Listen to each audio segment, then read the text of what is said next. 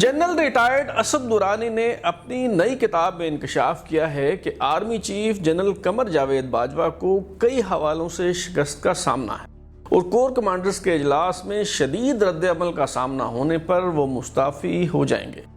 General Asad Durrani نے اس تہلکہ خیز کتاب میں یہ تفصیل بھی بیان کی ہے کہ جب ان کی گزشتہ کتاب سپائی کرونیکلز پر ہنگامہ ہوا اور انہیں جی ایچ کیو میں طلب کیا گیا تو کس قسم کے سوالات کیے گئے۔ جنرل اسد درانی تفتیش کے مرحلے سے گزرنے کے بعد جب گھر واپس پہنچے تو نواز شریف نے انہیں ٹیلی فون کیا۔ سابق وزیر اعظم سے ان کی کیا بات ہوئی؟ سابق army chief general Aslam Beg اور سابق سپہ سالار جنرل اشفاق پرویز کیانی کے بارے میں جنرل اسد درانی نے کیا لکھا ہے؟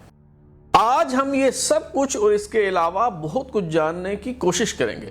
کتاب کہانی کی اس قسط میں آئی ایس آئی اور ملٹری انٹیلیجنس کے سابق سربراہ جنرل ریٹائرڈ اسد درانی کی کتاب آنر امنگ سپائز کے ساتھ میں ہوں بلال غوری اور آپ دیکھ رہے ہیں ترازو۔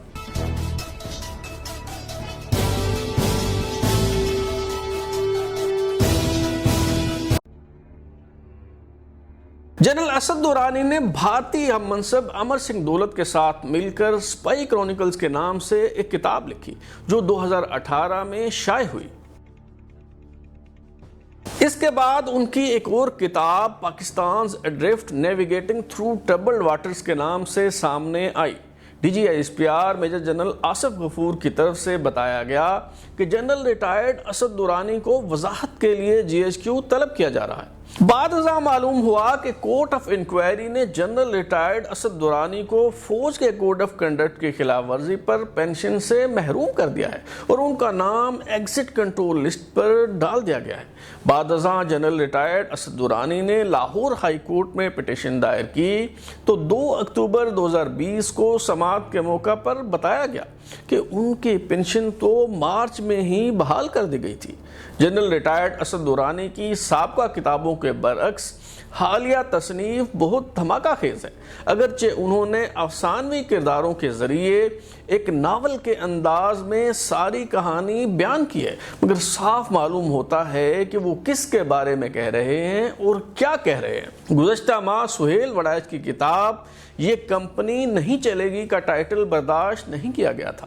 دیکھتے ہیں یہ مکمل کتاب کیسے ہضم ہوتی ہے۔ جنرل ریٹائرڈ اسد درانی کی اس کتاب میں سب کرداروں کو فرضی نام دیے گئے ہیں مگر وہ حقیقی پس منظر کے حامل ہیں۔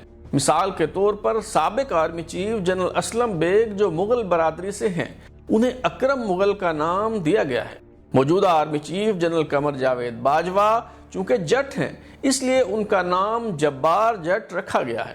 سابق army chief general Ashfaq Pervez Kayani کا نام راجہ رسالو رکھا گیا ہے کیونکہ گکھڑ کیانی کے علاوہ راجہ بھی کہلاتے ہیں۔ جنرل حمید کل کے لیے گل محمد کا نام استعمال کیا گیا ہے۔ فوج کو نیشنل گارڈز کا نام دیا گیا ہے۔ جی ایچ کیو کو لیئر یعنی کچھار قرار دیا گیا ہے۔ جنرل پرویز مشرف کا نام گلریز شاہ رخ رکھا گیا ہے۔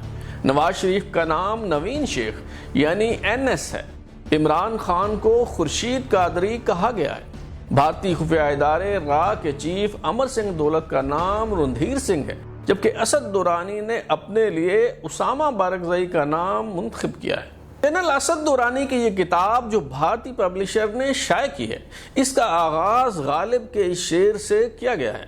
یا رب وہ نہ سمجھے ہیں نہ سمجھیں گے میری بات، نہ دے دل ان کو تو دے مجھ کو زباں اور۔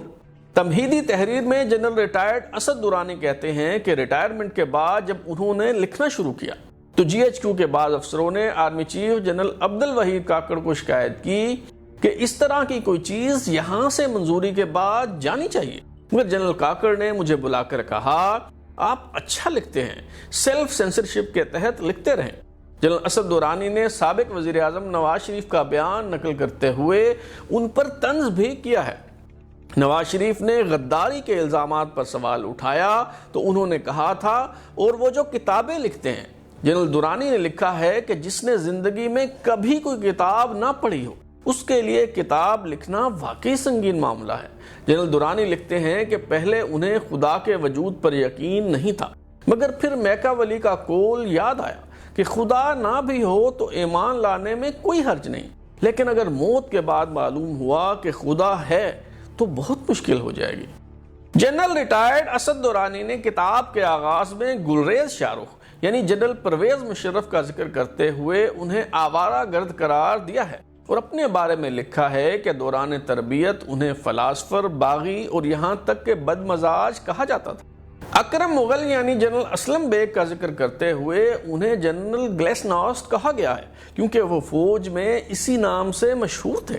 جنرل درانی کے بقول خوش آمدیوں نے جنرل اسلم بیگ کو قائل کیا کہ وہ قوم کی قیادت کریں اور عظمت رفتہ کے حصول کی خاطر اقتدار سنبھالیں۔ جنرل درانی نے جنرل بیگ کو متنبہ کیا کہ چیف صاحب اب جبکہ روسی سلطنت کی ہوا اکھڑ گئی ہے، آپ مغلیہ سلطنت کیسے بحال کر پائیں گے؟ جنرل درانی کے مطابق اسلم بیگ نے آرمی چیف بننے کے بعد ان سے اپنے سب مخالفین کی جاسوسی کروائی۔ جنرل درانی نے اعتراف کیا ہے کہ اکرم مغل یعنی اسلم بیگ نے ان کے ذریعے سیاستدانوں میں رقوم تقسیم کروائیں، اور جنرل درانی کہتے ہیں کہ انہیں پچھتاوا ہے کہ یہ حکم کیوں مانا، مگر انہوں نے لالچی مغل یعنی اسلم بیگ کو بہت بڑی رقم ہڑپ نہیں کرنے دی اور ایک نیک مقصد کے لیے جمع کروا دی۔ جبار جٹ یعنی جنرل قمر جاوید باجوہ کی بطور آرمی چیف تعیناتی کا ذکر کرتے ہوئے جنرل ریٹائرڈ اسد درانی لکھتے ہیں کہ ان کے سسر میجر جنرل اعجاز احمد نواز شریف کے فیملی فرینڈ تھے، اس لیے جنرل قمر جاوید باجوہ کو آرمی چیف بنایا گیا۔ جنرل اسد درانی GHQ طلبی کا ذکر کرتے ہوئے لکھتے ہیں کہ 28 مئی 2018 کو پہلے ایک کرنل کی ٹیلی فون کال آئی جس نے بتایا کہ آپ کے پرانے دفتر سے ہوں اور آپ کے گھر کے باہر کھڑا ہوں۔ پھر چیف آف سٹاف کی کال آئی جس میں کہا گیا کہ آپ کچھار میں یعنی GHQ میں تشریف لے آئیں۔ جنرل درانی کہتے ہیں GHQ میں انہیں یوں لے جایا گیا جیسے نئی نویلی دلہن کو پروٹوکول دیا جاتا ہے، اور پھر 4 رکنی کورٹ آف انکوائری نے ان سے سوالات کرنا شروع کر دیے۔ جنرل ریٹائرڈ اسد درانی نے کورٹ آف انکوائری کے سربراہ کو نصیر الدین کا فرضی نام دیا ہے اور لکھا ہے کہ وہ بارش تھے، جس سے یوں محسوس ہوتا ہے کہ ان کا اشارہ لیفٹیننٹ جنرل ہمایوں عزیز کی طرف ہے۔ جنرل ریٹائرڈ اسد درانی نے کڑی تفتیش کے باعث GHQ کو ابو غریب جیل سے تشبیہ دی ہے۔ سوال جواب کا سلسلہ شروع ہوا تو کورٹ آف انکوائری نے جنرل ریٹائرڈ درانی سے پوچھا کہ آپ نے اجازت لیے بغیر کتاب کیوں لکھی؟ جنرل ریٹائرڈ درانی نے جواب دیا، اس لیے کہ جب سابق چیف آف سٹاف جنرل واحد عزیز یعنی جنرل شاہد عزیز نے خاموشی توڑنے کا فیصلہ کیا، یا جب گلریز شاہ رخ یعنی جنرل پرویز مشرف نے سیکیورٹی سے متعلق معاملات پر کتاب لکھی، کیا تب ادارے سے اجازت لی گئی؟ کورٹ آف انکوائری کی طرف سے کہا گیا کہ اس کا یہ مطلب ہرگز نہیں کہ اب جو چاہے اصولوں کی خلاف ورزی کرتے ہوئے کتاب لکھ دے۔ جنرل ریٹائرڈ درانی نے جواب دیا کہ مختلف لوگ اس بات کا شاید مختلف مطلب نکالیں، مگر قانونی زبان میں اسے مثال یعنی پریسیڈنٹ قائم کرنا کہتے ہیں۔ کورٹ آف انکوائری کے ایک رکن نے کہا، اس مثال سے شاید کورٹ آف لا میں اب بچ جائیں، مگر قومی راز افشا کرنے پر یقیناً آپ کو پھانسی ہو سکتی ہے۔ جنرل ریٹائرڈ درانی نے فقاہیہ انداز میں کورٹ آف انکوائری پر خوب طنز کیا ہے۔ کورٹ آف انکوائری میں شامل ایک فوجی افسر کو انہوں نے حافظ کا نام دیا ہے اور اس کی توجیہ یہ بیان کی ہے کہ اپنے چیف سے اندھی عقیدت کی وجہ سے اسے حافظ صاحب کہا جاتا ہے۔ ایک اور رکن کو انہوں نے ٹیپو سلطان کا نام دیا ہے۔ حریت کانفرنس کی سرپرستی سے متعلق کتاب میں انکشاف کرنے پر سوال ہوا تو جنرل درانی نے کہا کہ میں نے تو صرف یہی لکھا ہے، جنرل پرویز مشرف نے تو اپنی کتاب میں کشمیر میں مکمل مداخلت کا اعتراف کیا ہے۔ جنرل درانی سے جب یہ کہا جاتا ہے کہ خاموشی اظہار سے بہتر ہوتی ہے، مگر 2 بھارتی مصنفین نے جتنی بات کی آپ نے ان سے زیادہ بات کی، اس پر جنرل ریٹائرڈ درانی لکھتے ہیں کہ میں نے اس اندھے کو کہا دوسرا بھارتی شخص مصنف نہیں، محض ماڈریٹر تھا۔ جنرل ریٹائرڈ درانی نے کتاب میں یہ بھی لکھا ہے کہ NS یعنی نواز شریف نے جنرل قمر باجوہ کو out of turn army chief لگایا، مگر اس نے نہ صرف نواز شریف کو نااہل کروایا بلکہ اپنے محکمہ تعلقات عامہ کے ذریعے اس کے خلاف پروپیگنڈا شروع کروا دیا۔ جنرل ریٹائرڈ درانی کی اس فکشن سٹوری کے مطابق پہلی پیشی کے بعد وہ گھر گئے تو انہیں نواز شریف کا ٹیلی فون آیا۔ جنرل ریٹائرڈ دورانی نے کہا، اصحاب اقتدار مسلسل غلط فیصلے کرتے رہتے ہیں۔ ایسا بہت کم ہوتا ہے کہ ایک وزیر اعظم کو بڑے منصب پر تعیناتی کا بار بار موقع ملے اور وہ ایک بار بھی درست فیصلہ نہ کر سکے۔ نواز شریف کو بات سمجھ نہ آئی تو جنرل ریٹائرڈ دورانی نے وضاحت کرتے ہوئے کہا، پہلے تو آپ کے والد صاحب آپ کے فیصلوں پر اثر انداز ہوا کرتے تھے، مگر اس بار کسی کے سسر نے آپ سے یہ بلنڈر کروایا ہے۔ نواز شریف نے کہا، اگلی بار میں احتیاط کروں گا۔ جنرل ریٹائرڈ اسد دورانی کا ماننا ہے کہ نواز شریف کی قبیل کے لوگ جلا وطنی تو کیا ڈیتھ سیل سے بھی واپس آ سکتے ہیں، اس لیے انہوں نے برطرف وزیر اعظم کے اس دعوے کو چیلنج نہیں کیا کہ اگر اب وہ وزیر اعظم بنے تو بہتر فیصلہ کریں گے۔ انکوائری کے دوران جنرل ریٹائرڈ دورانی سے یہ سوال بھی پوچھا گیا کہ امر سنگھ دولت نے آپ کے بیٹے کو بھارت میں بچایا، اسی لیے آپ نے اس کے ساتھ مل کر یہ کتاب لکھنے کی حامی بھری۔ جنرل ریٹائرڈ دورانی کا دعویٰ ہے کہ کئی دفاعی تجزیہ نگار فوج کے محکمہ تعلقات عامہ کے پیرول پر ہیں، کیونکہ یہی سوال چند روز بعد ایک دفاعی تجزیہ نگار نے ٹی وی شو میں اٹھایا۔ جنرل ریٹائرڈ اسد دورانی نے یہ الزام بھی لگایا ہے کہ ان کے خلاف پروپیگنڈا ISPR کی ہائبرڈ وارفیئر کا نتیجہ تھا۔ جنرل ریٹائرڈ دورانی کی کتاب سے یہ تاثر ملتا ہے کہ انہیں کئی بار طلب کیا گیا اور ان کی دوسری کتاب Pakistan's adrift navigating through troubled waters جو ابھی مارکیٹ میں نہیں آئی تھی، اس پر بھی اعتراض کیا گیا۔ جنرل ریٹائرڈ دورانی کی کتاب Pakistan's adrift navigating through troubled waters کے ایک چیپٹر میں افواج پاکستان میں عسکری رجحان کے انحطاط پر بات کی گئی تھی، جس پر اعتراض کیا گیا۔ کورٹ آف انکوائری کے سربراہ نصیر الدین، جو غالباً لیفٹیننٹ جنرل ہمایوں عزیز ہیں، انہوں نے کہا کہ آپ نے نام نہاد ثقافتی انحطاط کے علاوہ فوج میں ریل اسٹیٹ کے جنون پر بھی تنقید کی ہے۔ ایک اور رکن نے کہا، مسٹر دورانی، ہم میں سے کوئی نہیں چاہتا کہ آپ کو پھانسی ہو۔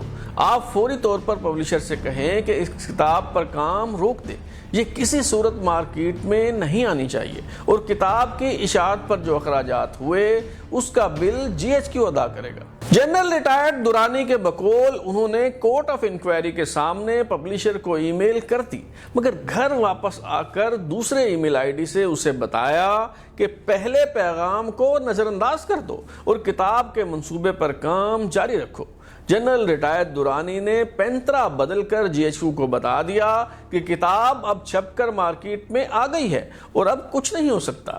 جنرل ریٹائرڈ دورانی نے یہ انکشاف بھی کیا ہے کہ general Qamar Javed Bajwa general Asghar Khan case میں جنرل اسلم بیگ کو بیل آؤٹ کر کے مجھے فکس کرنا چاہتے تھے، اس لیے جب سپریم کورٹ سے یہ مقدمہ GHQ کو منتقل ہوا تو لیفٹیننٹ جنرل حمود الزمان کی سربراہی میں ایک اور کورٹ آف انکوائری تشکیل دے کر میرے خلاف انکوائری شروع کر دی گئی۔ General retired Durrani general Ashfaq Pervez Kayani کو اپنا فیورٹ شاگرد قرار دیتے ہوئے تبصرہ کرتے ہیں کہ وہ غور و فکر کرنے والے نایاب جرنیلوں میں سے ایک ہیں، مگر پیشہ ورانہ یا مالی لالچ کے سامنے ٹھہرنے کی سکت نہیں رکھتے۔ جنرل ریٹائرڈ دورانی نے اپنی اس کتاب آنر امنگ سپائز میں برٹش، جرمن اور امریکی خفیہ اداروں کے اہلکاروں سے رابطوں کا انکشاف بھی کیا ہے۔ جب امریکی خفیہ ادارے کے اہلکاروں نے انہیں اپنے ساتھ کام کرنے کی پیشکش کی تو انہوں نے اپنے دوست را کے سابق چیف امر سنگھ دولت کو آگاہ کیا۔ امر سنگھ دولت نے کہا کہ مجھ سے بھی رابطہ کیا گیا تھا، مگر میں نے انہیں کہا دفع ہو جاؤ۔ جنرل ریٹائرڈ دورانی لکھتے ہیں کہ میں بھی انہیں ایسا کہہ سکتا تھا، مگر میں نے نہیں کہا، کیونکہ میں بڑے مقاصد کے لیے داؤ لگانے والا جواری ہوں۔ جنرل ریٹائرڈ دورانی اس کتاب کے مطابق ان غیر ملکی خفیہ ایجنٹوں سے ملتے رہتے ہیں اور ان سے ہونے والی گفتگو کی تفصیل پر انہوں نے کئی ابواب بھی مختص کیے ہیں۔ جنرل ریٹائرڈ اسد دورانی کا خیال ہے کہ ان کے خلاف انتقامی کارروائی اس لیے کی گئی کہ انہوں نے اسامہ بن لادن کے بارے میں دو باتیں کہیں۔ ایک تو یہ کہ وہ کسی قبائلی علاقے کے بجائے شہر میں روپوش ہوگا، اور دوسری بات یہ کہ ایبٹ آباد آپریشن پاکستان کی عسکری قیادت کے تعاون سے کیا گیا۔ जनरल रिटायर्ड दुरानी के मुताबिक जिस कर्नल ने अमरीकियों को उसामा बिन लादेन की रिहाइशगाह से मुतल्लिक बताया, वो चूंकि असद दुरानी के मतहत खुफिया इदारे में काम कर चुका था, इसलिए फौजी क़यादत का ख्याल था कि उससे अमरीकियों की डील का मुझे भी इल्म होगा। जनरल रिटायर्ड दुरानी अदालतों से रजू करते हैं, मगर GHQ जज पर दबाव डालकर फैसला रुकवा देता है। यहाँ से जनरल रिटायर्ड दुरानी किताब का रुख तसव्वुराती दास्तान की तरफ मोड़ते हैं और इंसाफ के हसूल के लिए वफाकी शरई अदालत से रजू करते हैं। वहाँ भी उनके हक में गवाही देने को कोई तैयार नहीं होता। वो कोयटा में हज़ारा बरादरी से ताल्लुक़ रखने वाले आर्मी एविएशन के एक रिटायर्ड अफसर को गवाही देने पर तैयार करते हैं, मगर अदालत पहुँचने से पहले ही उसे कत्ल कर दिया जाता है। वफाकी शरई अदालत जनरल रिटायर्ड असद दुरानी की दरखास्त पर फैसला महफूज कर लेती है। आखिरी बाब के मुताबिक ट्राइबल चीफ कछार में सेंट्रल मीटिंग कॉल करते हैं, यानी कोर कमांडर्स इजलास होता है। अदालती कार्रवाई से मुतल्लिक बेशतर core commander army chief general Qamar Javed Bajwa से इत्तफाक करते हैं, मगर फिर चंद एक जर्नेल तनकीद करने लगते हैं। एक कहता है, सर अवाम से ज्यादा संगीन मसाइल इदारे के अंदर है। आपने हर 3 साल बाद क़यादत तब्दील करने की रवायत तोड़ दी है, जिससे अफसरों और जवानों में बेचैनी पाई जाती है। सब जानते हैं कि आपने एक्सटेंशन लेने के लिए वज़ीर-ए-आज़म से डील की है। एक और जर्नल ने कहा, सर ऐसे मौके दिल छोटा करने के लिए नहीं होते, ये चैलेंज तारीख में अमर होने का मौका फराहम करते हैं। 1967 की शिकस्त के बाद जब जमाल नासिर ने मुस्ताफ़ी होने का ऐलान किया तो लोग बेइज्जती को भूल गए और उसके लिए रैलियां निकालने लगे। नेपोलियन ने जब अपनी छाती से कपड़ा हटाकर कहा कि मुझे गोली मार दो, तो उसके फौजी चीखने चिल्लाने लगे और हथियार फेंक दिए। जनरल रिटायर्ड असद दुरानी की इस अफसानवी दास्तान के मुताबिक आर्मी चीफ एक खत वजीर आज़म को लिखते हैं, जिसमें मुस्ताफ़ी होने का ऐलान किया जाता है। वो कहते हैं कि मैं फौज की नेक नामी की खातिर ओहदा छोड़ रहा हूँ। दूसरा खत चीफ जस्टिस को लिखा जाता है, जिसमें कहा जाता है कि इंसाफ के तकाज़ों के मुताबिक फैसले किए जाएं।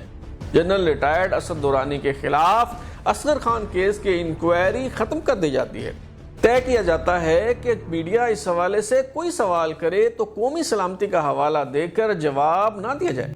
बस फिर क्या, अगले चंद रोज तक मीडिया में जनरल कमर जावेद बाजवा के इस फैसले पर दादो सतद और तारीफ व तौसीफ के डोंगरे बरसाए जाते हैं। ये थी जनरल रिटायर्ड असद दुरानी की ख्वाब नुमा किताब कहानी। किसी नई दास्तान के साथ फिर हाजिर होंगे। अगर आप अपनी राय देना चाहते हैं या फिर कोई तजवीज़, तो हमारा व्हाट्सएप नंबर 0332841053 दस्तयाब है। अपना फीडबैक दें, लाइक करें, सब्सक्राइब करने के बाद बेल आइकन यानी घंटी दबाएं और देखते रहें हमारा चैनल तराजू।